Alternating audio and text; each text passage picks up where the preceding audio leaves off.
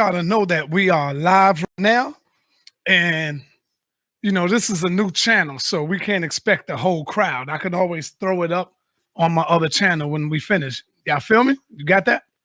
Yeah. No doubt. Okay. Testing 1, 2. Let me hear you say something, my aunt. Mic check, mic check. Okay, you good. You good. Peace. Peace to the family.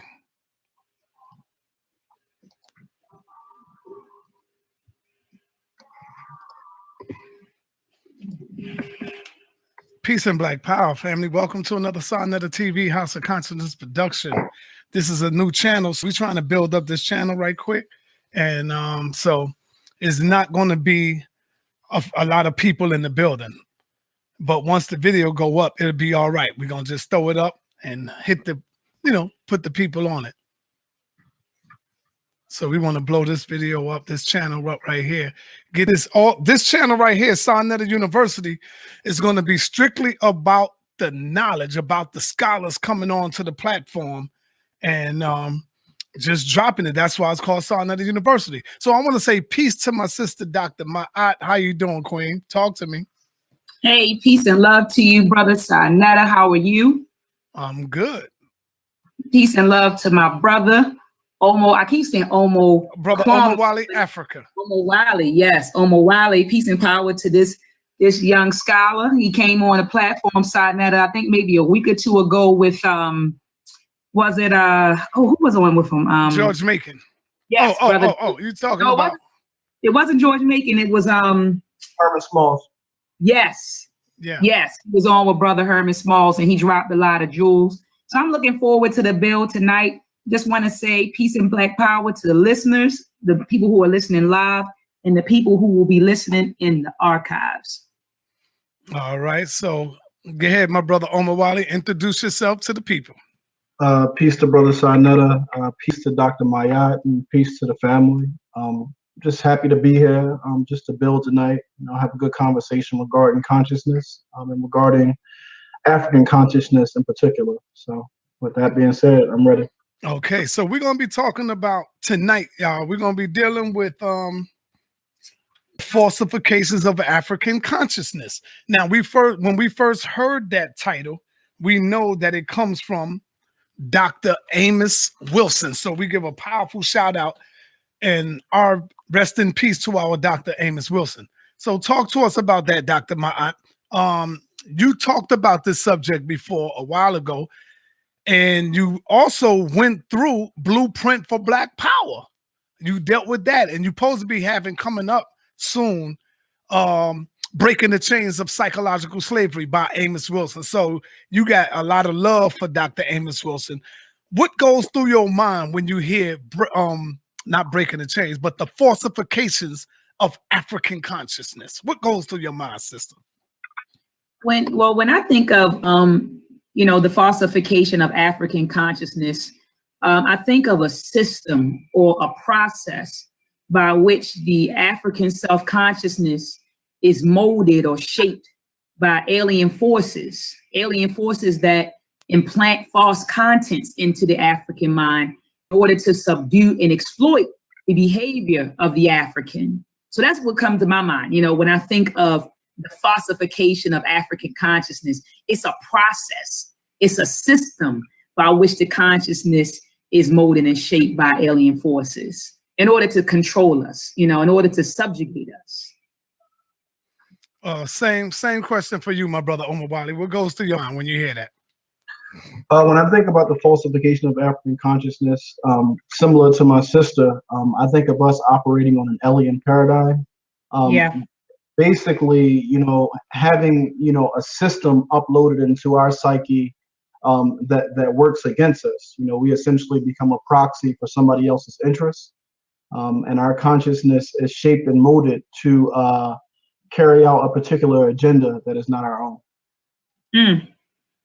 Absolutely. I told you, brother Sonetta, that he and I were basically on the same page. He's a sharp brother. He's a sharp brother. Yes, but I mean, you know who he coming up under, Malefi Asante. Exactly. I'm getting ready to throw up a video of Malefi Asante, and I want to let everybody know If you want to see videos that you have never seen, Sarnetta digging in the crates, make sure you go to my Patreon page. That's where you're going to see all the video. I think I uploaded maybe 11 between yesterday and today. It's crazy, Dr. Ma. Videos Wow. when you're going to see red pill, blue pill when they was little boys, when they was little, building outside on the street, going in. You're going to see brothers like Dawood. You're going to see when Phil Valentine came 125th, when Bobby Hemmett came to 125th, and we was going at it, the same spot that I'm in now. You're going to see all that science. I'm throwing it all up on the Patreon. That's going to be powerful. Classic video, Sarnetta. That sounds like classic video. Yeah. It shows the how long I've been doing this. But I have a question for you, Brother Omowale. What is consciousness to you? As we talk about the falsifications of African consciousness, what is consciousness? The simple definition of consciousness is just a state of being awake and aware, of your surroundings. I think the important component to that is that there's duality there. There's the awake part, and then there's also the awareness part. When it comes to, I guess when it comes to awareness and being woke, so to speak, is different levels, right? If you ever studied the psychology of sleep, for instance, there's different levels of sleep. You know what I mean? Like when you fall asleep at night, your body goes through REM sleep, deep sleep, light sleep, right? So some people, when they say they woke or they say that they're conscious, they're really just at a next stage in sleep. They haven't really, awakened as of yet, and they may not be aware of the fact. So I think that consciousness, so to speak, deals with those two elements: being awake and being aware of your reality. And I sign it. Doctor. Yeah, I know you're getting ready to throw it my way, but I wanna say I co-sign what he just finished saying, that consciousness is a state of being aware. And that's typically, like, if you go online and you Google the definition of conscious, right? They'll say it's to be aware, it's to be alert. And as my brother just stated, that there are varying degrees of consciousness. But I just want to take it a little step further, and I'm going into the blueprint for Black Power. So if anybody who's listening, or you listening to archives, if you have the blueprint for Black Power, please turn with me to page 85. And I'm going to read at the bottom of the page Dr. Amos Wilson's definition of consciousness. His definition for consciousness, or of consciousness, he says that consciousness refers to a state of mind which includes varying degrees of awareness, just like my brother just said, and which, depending on its particular organization and condition, both facilitates and sets limits on the ability of the individual to engage in various types of mental and behavioral activity. Okay, so that is consciousness. Let's take it one step further, Sarnetta, to the folks who do have the book, and let's turn to page 91, where he goes a little bit deeper into consciousness. He says that consciousness refers to a level of physiological and psychological arousal which permits the individual to be conscious or aware of his internal and external environments. So we're not just talking about being conscious of the outside, being conscious of the inside of you. So your internal and external environments, right? And facilitates his abilities to regulate his cognitive, your thinking, and behavioral capabilities towards achieving goals he finds desirable. So he calls consciousness a type of active intelligence. So this is why you hear Dr. Kaba Kamene say that consciousness is not only a noun, but is also a verb. So to be conscious is not to simply be awake or alert, but it's to be awake, alert, and to respond, to adapt, to act. So you have a lot of brothers and sisters who purport to be conscious, who purport to be conscious. And as my brother Omowale stated, they're just at a different level. They're probably asleep, but at a different level of sleep, right? Because to be conscious means to adapt. It means to act. And so you have a lot of brothers in the conscious community, not even just in the conscious community, period. You got folks running around talking about I'm woke. But what are you doing with this information? Are you applying this information to in order to achieve a desired goal? First of all, what are your goals? And how are you applying this information that you're learning from the ancestors or the teachers, or this information that you're reading? So simply to be aware and alert is not just conscious. That's just a little bit of it. We have to be consciousness, we have to be alert, aware, and we also have to be active. And as my brother stated earlier, there are different degrees of consciousness, and wakefulness, wakeful consciousness, Dr. Amos Wilson tells us, is the highest level of consciousness. It's the highest level of consciousness. And on page 89 of Blueprint for Black Power, he talks about wakeful consciousness. But I'm gonna go in and throw it to my brother Omowale, because I don't want to sign that. You know, I can go off. And I so want you to go off though, Dr. Ma'at. The people want you to go off and go into the knowledge. This is a bill between you and Brother Omowale and myself. Let's get it in. So Omowale, can you, before I even get into Dr. Amos Wilson's definition of wakeful consciousness, can you describe what that looks like to the people? So we said that consciousness has varying degrees, varying degrees, right? So the highest level of consciousness would be to be awake, wakeful consciousness. And then you have the lowest level, which means to be asleep. So can you break down, what does that mean? What does wakeful consciousness look like versus sleep consciousness? What is, can you? Yeah. Well, I'm not familiar with the text of exactly what Dr. Amos Wilson laid out in terms of wakeful consciousness or a sleep consciousness, so to speak. But I do want to hone in on one key word that you used when you were explaining consciousness, and that was the word act, right? Because consciousness, at the end of the day, knowledge, information is supposed to empower you to do something, right? To do something to change your reality, right? And power, the definition of power really just means the ability to act, right?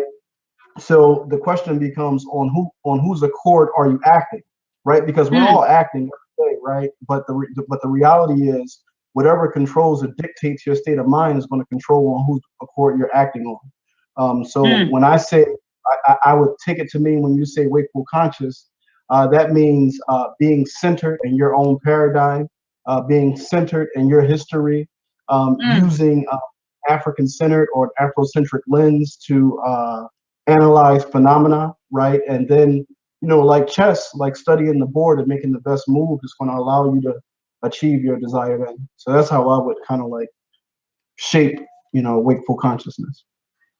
I concur 100% with you, brother. So when we talk about sleep consciousness, what are we talking about, brother? What does that look like?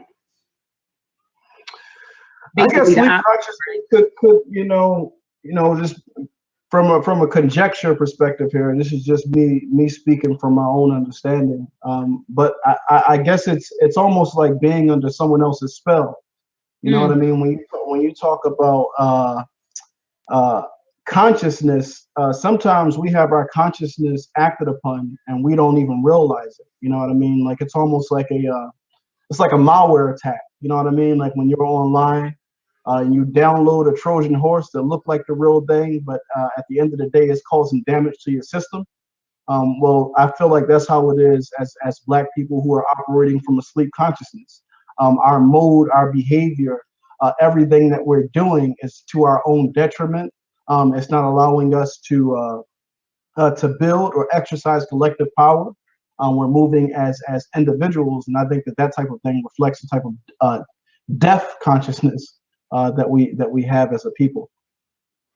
Okay, Dr. Ma'at, what do you think Dr. Amos Wilson meant by the falsifications of African consciousness, and why do you think he had to come out? Why it was so important for him to come out with that book? Oh yeah, well, Dr. Amos Wilson, before I even answer that, Sinat, I just want to say that Dr. Amos Wilson is one of the greatest minds, in my opinion, in the 20th century. He's one of the greatest minds that I've ever encountered. I watch a lot of his lectures on YouTube. I read a lot of his books. And I just remember, a lot of people, they venerate, Dr. Ben, Dr. John Henry Clark, and Dr. Francis Wellston, and all these other people. Yep. But you rarely hear people big up Dr. Amos Wilson. And so I was introduced to Dr. Amos Wilson by a minister here at the Temple of New African Thought, Minister Asar. One day he invited me onto his platform, and he read the definition of consciousness from Blueprint for Black Power. And after he read it, I said, I gotta learn more about this man. Who is this man? And so I YouTubed them. And the first lecture I watched of Dr. Amos Wilson was male-female relationships. You know, I don't know if I'm getting that title, you know, if I'm messing it up, but it was a lecture that was about love, you know, about Black love and male-female relationships. And then after that, I said, I got to read his work. And so I've been on a mission to study and read his work ever since. And that's been over, 2 years. But anyway, I think that it was imperative that Dr. Amos Wilson, he was actually alive when he wrote and published this. Blueprint for Black Power was published after he transitioned. He transitioned, I believe, in 1995, and the Blueprint for Black Power was published in 1998. But the Falsification of African Consciousness was published in 1993, 2 years before he made his transition. And it is also a work of art, in my opinion. It's actually the precursor to Blueprint for Black Power. But I think that, it was imperative that Dr. Amos wrote this book for us so that we can understand, because think about this, Sanetta. Consciousness controls behavior. So if we want to change our behavior, then we have to change the entity or the system that is responsible for our behavior. And the system or the component or the entity that is responsible for our behavior is our consciousness. Okay. And so I remember reading Blueprint for Black Power, and Dr. Amos Wilson said, in order for us to empower ourselves, right? He said we had to become students of power. And in becoming a student of power, you recognize that consciousness is also a form of power. So if I can control your consciousness, what you think, what you believe, then I can control what you do. Hell, I can predict what you do because I've molded and shaped you to do it. So it was important that he wrote this book, The Falsification of African Consciousness. So we want to change our behavior, our reality. Again, we have to be in control of the processes and systems that condition the component, right? That controls our behavior. That's our consciousness. Okay. And so, Dr. Amos Wilson says, hey, Black folks in America, not even just in America, throughout the diaspora and on the continent, he said we're operating, in a pseudo reality because we're operating with a pseudo or abnormal consciousness. Check this out right here, y'all. Both of y'all. I need y'all to listen to this, man. And I need some type of solution because we talk about the conscious community and we use that word very loosely today. Yeah, we do. When I was on the street, the bullhorn days, the conscious community consists of brothers like Dr. Amos Wilson, Dr. Naeem Makbar, Dr. Francis Cress Wilson, Khalid Abdul Muhammad, Professor James Smalls, Dr. Leonard Jeffries, Brother Sanetta. I've been out there in the street doing this work. Bobby Hemmett, Bobby Wright, Dale Jones, Ishaka Musa Barashango, Shahrazad Ali. The list goes on and on. You know what I'm saying? And so when we talk about the conscious community today, the so-called people don't want to be a part of it. Because when you look at the buffoonery, all the so-called conscious people do now, you got some people who mess it up with the scamming. Then you also got people who all they do is about exposing each other, tearing each other down. People don't want to be a part of that no more. I know I don't. So do you think the name got to change? We got to change this because everybody who got a YouTube channel now are scholars, are teachers.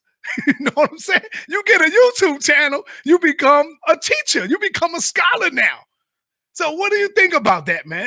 Ain't no such thing as the conscious community no more. We got to get it back to where it used to be. What do you think about that, my brother, Omowale? Well, in a sense, as long as there's been a conscious community, which in my mind goes all the way back to the early 20th century with the Harlem study groups that used to happen on Sundays. So as long as there's been a conscious community, there's always been charlatans. I think that the challenge that we have now is that many of the institutions that we had that really introduced the conscious community to us aren't as effective. And the sister and I, we were just talking about that. Before we went live, we were talking about what's Baba's name? Who's the publisher of Amos Wilson's work? Sababu. Sababu. So we were talking about Baba Sababu and how the fact that he's 75 years old, and he's about to transition, right? And if you look at like Dr. Malefi Asante, he's I'm not going to say that the elder is about to transition because he could live to 150. I'm just saying that he's up in age in terms of his journey. Now, if you look at like the late 80s, early 90s, I mean, like you had like the first World Alliance, you had different study groups coming out of Harlem. You had your Dr. Clarks, your Dr. Benz, your Amos Wilsons, your Marimba Inez. These were people who were moving as a cohort, and they had a direct target, right? Their target was the system of white supremacy. They were going up against the intellectual infrastructure in the university, and they were doing battle at the university level, but then also bringing it back to the community, right? So it was from the college to the community. We lost that, in like, I want to say like around 94, 95, and the community really started to transition to a different type of consciousness. This is around the time, I guess, when metaphysical teachings were at their height. We kind of like moved away from like Pan-African nationalist type conscious. And as a result, you have all these, master teachers that we have today that have just kind of like arisen from nowhere to just, speak whatever comes from their mind to mislead the people. So I think that we can get it back, but I think it's going to take, those of us who know, we have to do a better job of building institutions that help to shape the consciousness of our people. Go ahead, Dr. Mahat, elaborate. No, I agree with the brother, because we were building before we, went live on that. We had to, those of us who know what's going on, Sinetta, I think that we just had to do I don't want to say a better job, but we had to be actively engaged engaged with our people, just teaching. And I know that we get frustrated, Sinetta. I know you get frustrated. They're going up against the foolery. But we have to continue to engage our people, teach them what is a teacher, what is not a teacher, what's information, what's misinformation, what is knowledge, teach the people to be thinkers. I really think that that's what we need to do. We need to teach our people to be thinkers, more thinkers than believers and feelers, because right now we feel, you're dealing with a bunch of Black folks who feel and believe. And I think that the goal, and I know that the Armor Raw Squad, we talk about this a lot, getting our people to critically think, right? Because a person who critically thinks is going to examine information presented to him or her, right? That's what thinkers do. You're going to analyze the information, you're going to evaluate the information, and you're going to draw inferences from the information. That's what critical thinking people do. And so I think that, that we need to, again, be fully engaged with our people and teach our people how to think instead of what to think. That's what we need to be doing. Teaching our people how to think, because the thinking person is going to say, hold up, I know an alien. Hold up. Not only teaching them how to think, but also, continue to disseminate the information to the people, but also teaching them how to think. Because the thinking person, when you come to them and say, well, the aliens built the pyramids, they'll say, well, wait a minute. How do you know? Where's your evidence? Where's your proof? You got folks that just take, like you said, Sinetta, they just take a lot of these YouTubers and so-called teachers at their word. And that's not a thinking person.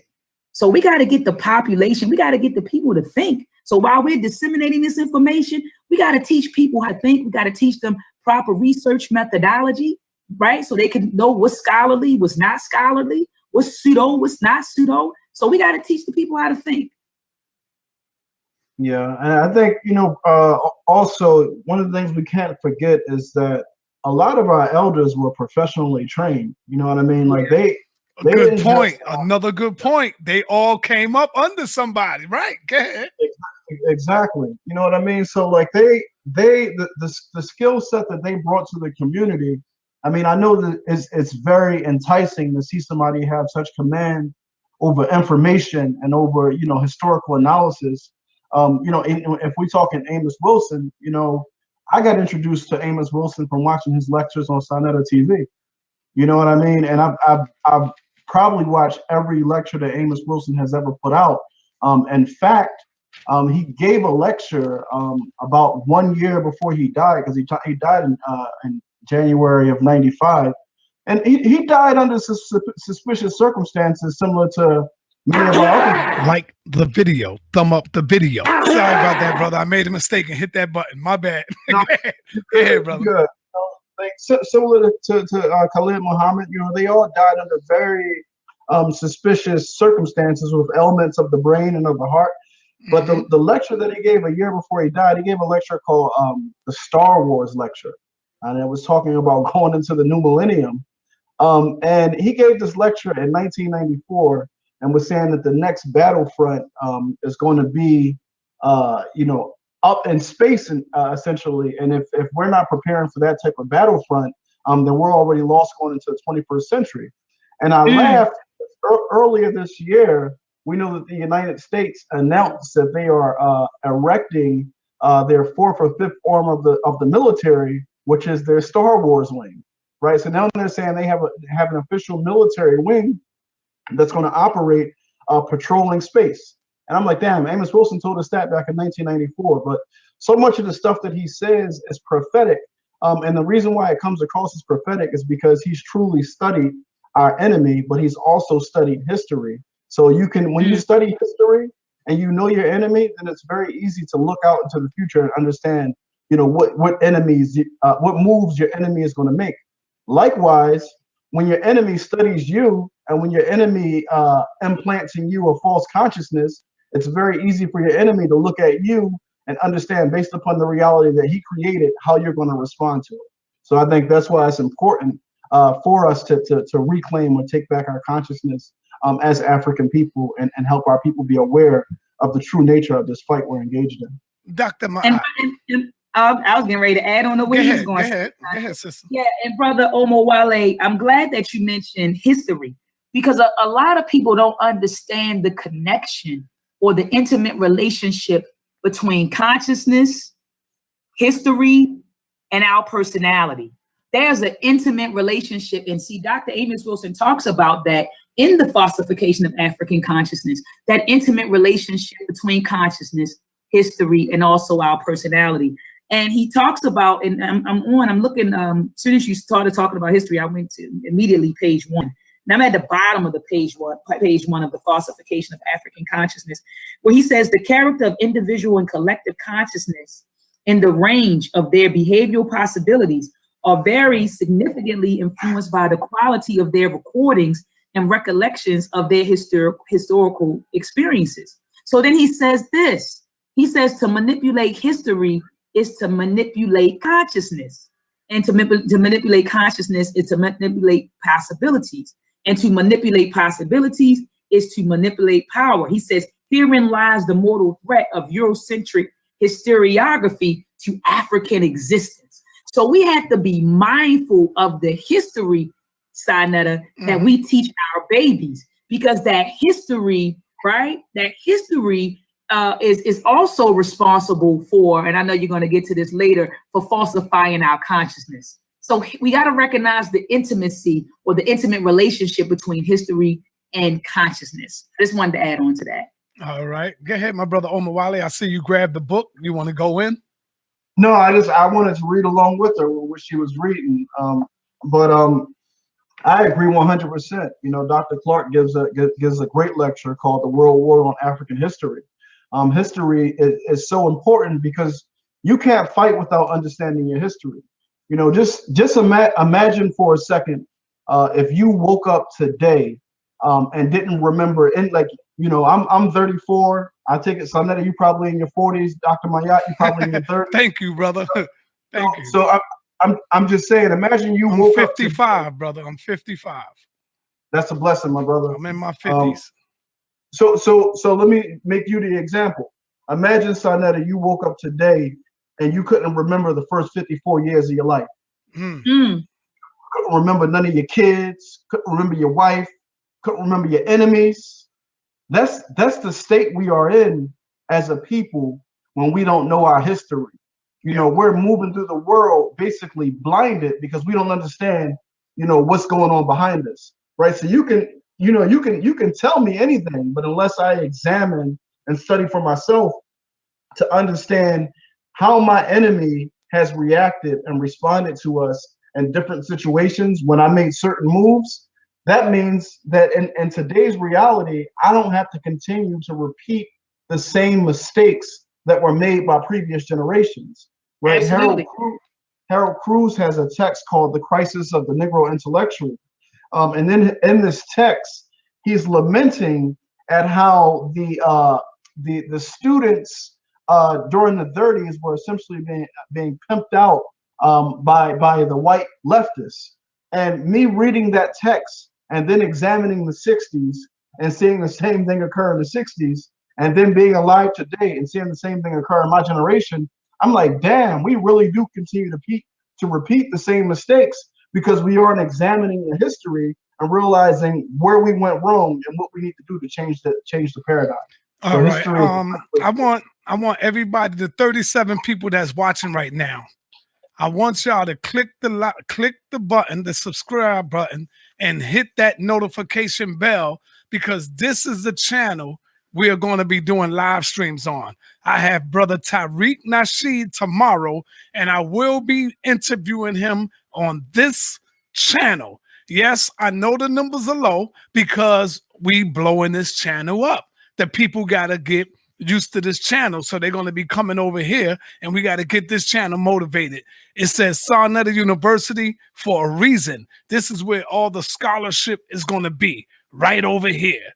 So make sure you hit that notification bell so that you will be knowing when we going live. And over here, you best to believe is going to be brothers like Professor James Smalls, Tariq Nasheed, Dr. Ma'at, Brother Omowale. I'm talking about the teachers, man. I'm talking about all the teachers going to be right here, the Arm and Rod Squad, you name it.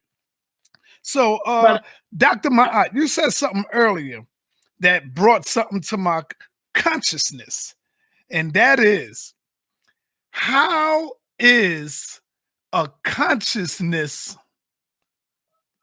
falsified? You understand that? How is a consciousness falsified? Hey, so Omowale, brother, you're gonna have to give me a second on this one, because this is yeah, you got to give me a minute on this one. So, a consciousness is falsified, or let's say an African consciousness. Mm-hmm. So, an African consciousness is falsified when that African mind is cultivated in a Eurocentric developmental space. All right. Now, there's a book that I want folks to read. It deals with the personality, but we know we can link consciousness to personality, right? It's a book called The African Personality in American African-Centered Framework by Dr. Kobe Kambon. And in that book, he has a diagram that talks about dual pathways of African personality development. But you know that your personality system, the characteristics of who you are, right, is based on your consciousness. So anyway, he has a diagram that talks about, that describes an African-centered socialization process. And he talks about how the African self-consciousness develops. Now, when the African self-consciousness is developed in a family or community that is Eurocentric, what do I mean by that? I'm talking about parents who have Eurocentric values, okay, beliefs, norms, customs, rituals, parents that reward or encourage European centered attitudes and behaviors, and they punish or discourage undesired African-centered attitudes and behaviors. You know, parents who dress a certain way, dress European, they groom their hair like Europeans, their makeup, their jewelry, all sorts of stuff, right? Eurocentric family. Okay, so if this child, or this African mind is reared in a household that has Eurocentric values, if this African mind attends a school that has a Eurocentric curricular content, right? Which presents European history and culture as the frame of reference for our world history and culture. If that African mind is constantly exposed to media that projects European icons, European ideologies, right? European stuff. If that African mind is around a peer group that is Eurocentric, then that African mind will become falsified. Do you hear me, Sarnetta? Yes, I do.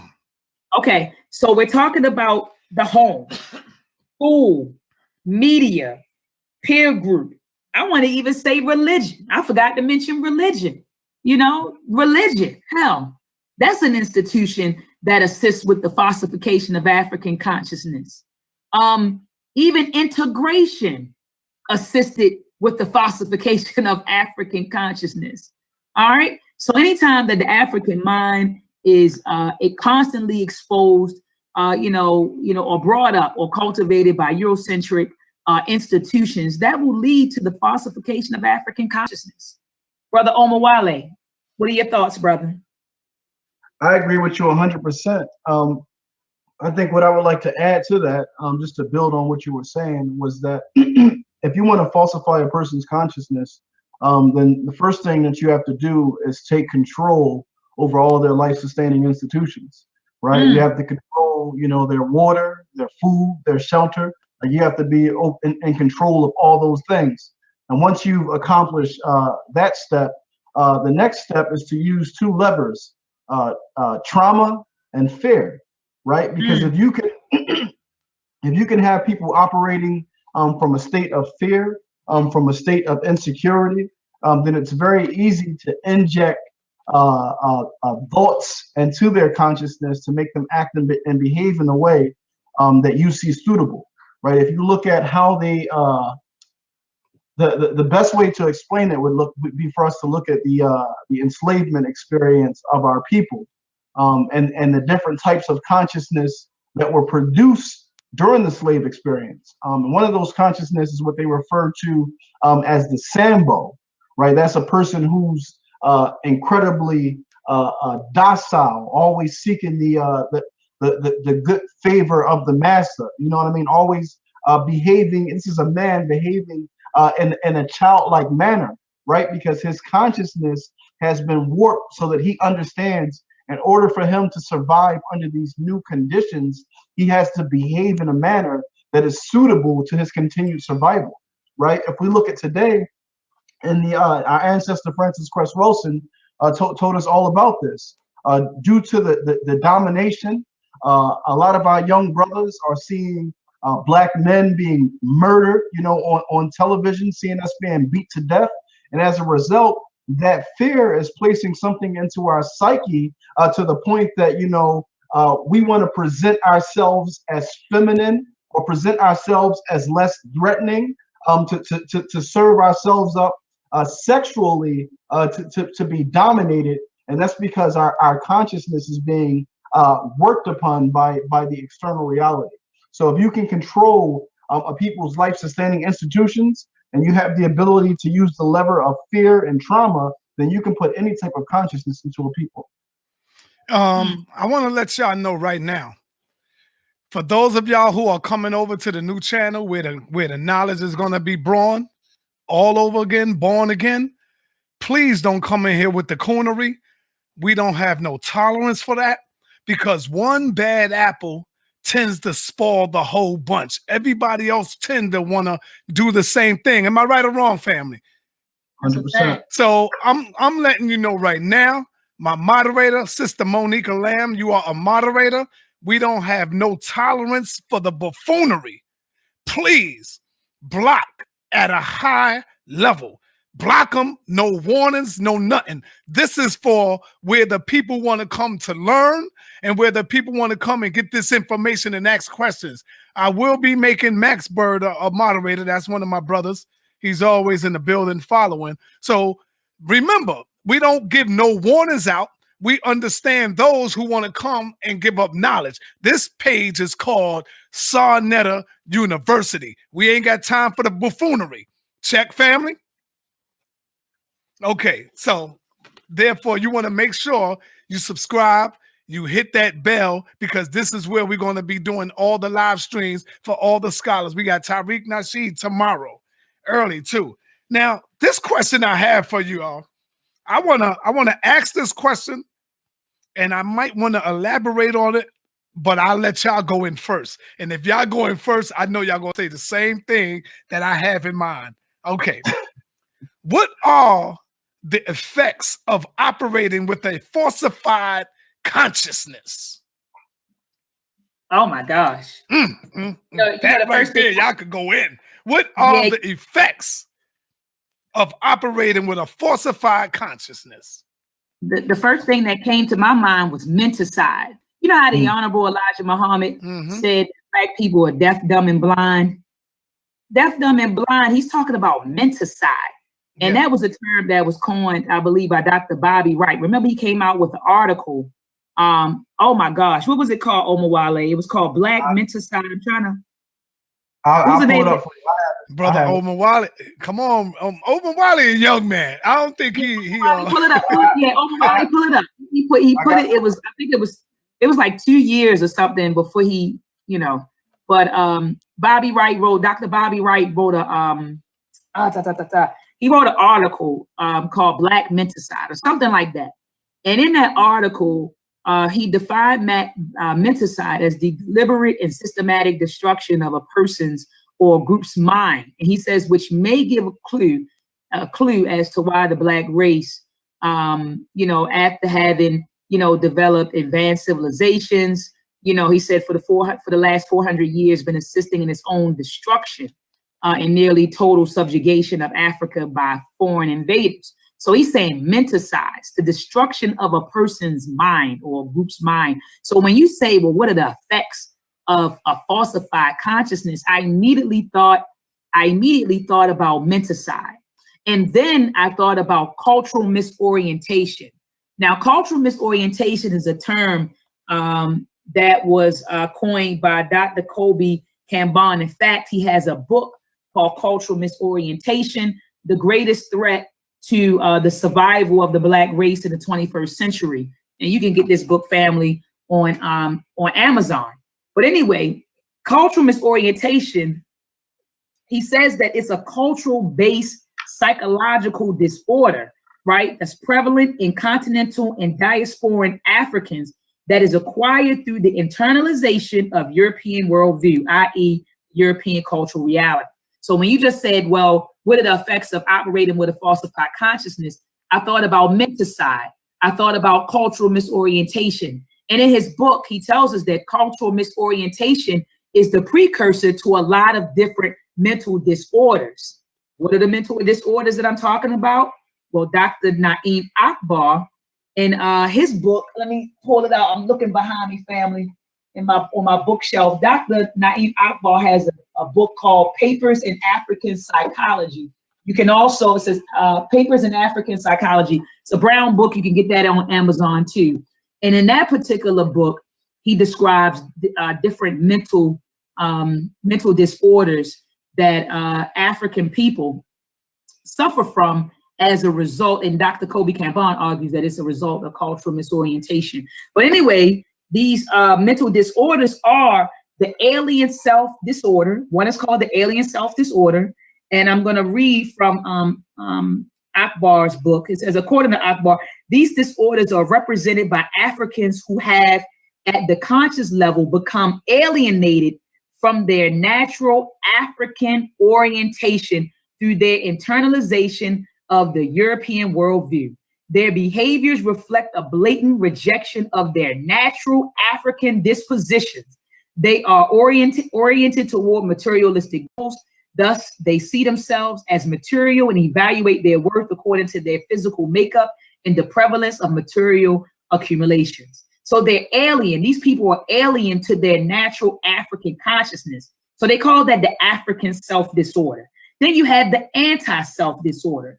And it says that these disorders refer to African functioning and behaviors, which not only manifest similar characteristics to alien self disorder, but also contain the added ingredient of hostility, covert and overt hostility toward Africanity and all things related to it. So, Sinetta, this is called anti-self disorder. I thought about the Abos when I read this, the Aboriginals. I thought about the Hebrew Israelites, Woo, right? Yeah. People, right? So these are people who show a hostility towards Africanity. So they'll tell you, I'm not from Africa, or we're not African, and they'll dog Africa, right? These are people who suffer from an alien self disorder and an anti-self disorder. And now this is the last disorder that I'm going to discuss, and I'm going to pass the mic. Then he talked about the self-destructive disorder. And he says that this class of disorder refers to African functioning and behaviors which represent faulty and destructive attempts to cope with the unnatural condition of white or European supremacy domination. Says Africans afflicted with this class of disorder can represent the deteriorated condition of the so-called jungle parasitic and dog-eat-dog type of orientation. Their negative destructive behavior may be directed either against themselves or other Africans in general, such as pimps, drug dealers, addicts, gangbangers, and etc. So these are the different sorts of things, Sinetta. When you talk about the effects of operating with a falsified consciousness, you have menticide, cultural misorientation, alien self disorder, anti-self disorder, self-destructive disorder, self-hate. You know, people who have self-hate, they're operating with a falsified consciousness. So I just wanted to say that. I'm gonna go ahead and pass it. Yes. Same for you, my brother Omowale. Yeah, no, I dropped the link into the chat room. Yeah, I made it seeable so everybody could see it. All right, yeah. So it was Menticide, the ultimate threat to the black race was the name of it. If you're curious, but I'm going to speak to it from a slightly different perspective. Go ahead, brother. Dr. Amos Wilson, in one of his lectures, he talks about demon possession. And when I actually went to get the book because I wanted to learn a little bit more about it. When he talked about what's referred to as somnambulistic demon possession, it's a fancy word for essentially being in a state of hypnosis or being in a state of sleepwalking. And I guess that takes us back to the beginning of the conversation when we talked about the difference between being in what my sister referred to as awakened state of consciousness, which is the highest state of consciousness, or being in a sleep or deaf state of consciousness. And I think that our people, although we in many cases are conscious, a lot of us are sleepwalking because we've been imbibed with the spirit of our enemy, right? So Dr. Wilson used to say, in order for us to fight the European, the first European that we're going to have to kill is the one that's inside of us, right? That's so we're going to have to exercise that European demon that's been supplanted over our natural African consciousness. And until we do that, we'll continue to be at war with ourselves, right? Du Bois used to have a concept called double consciousness, and what it essentially means is you looking at yourself through the lens of your oppressor, right? So as a result, you have a deep hate for yourself, and you have a deep hate for anyone who looks like you, right? Because when you see them, they're reminding you of the things that you hate about yourself, and that's some of the things that prevent us as African people from operating as a collective, working to basically overthrow this domination that we've been put under. So from my perspective, that's the number one risk of operating under a falsified consciousness. Powerful from two perspectives, from two grandmaster teachers up in here. Young brother too, man. This is a young brother, and he coming with that science early, man. Do you be studying Dr. Ma'at, brother Omowale? No. You don't study this sister, Dr. Ma'at, brother? I'm familiar with her from seeing her on the show, but I think that I think that we're all students of struggle. Yes. We're all students of the teachers that came before us. So in many ways, I think that we are co-laborers in the field doing the work. What are the effects of operating with a false consciousness? Both of y'all summed it up. Y'all basically said some of the similar things that I was saying.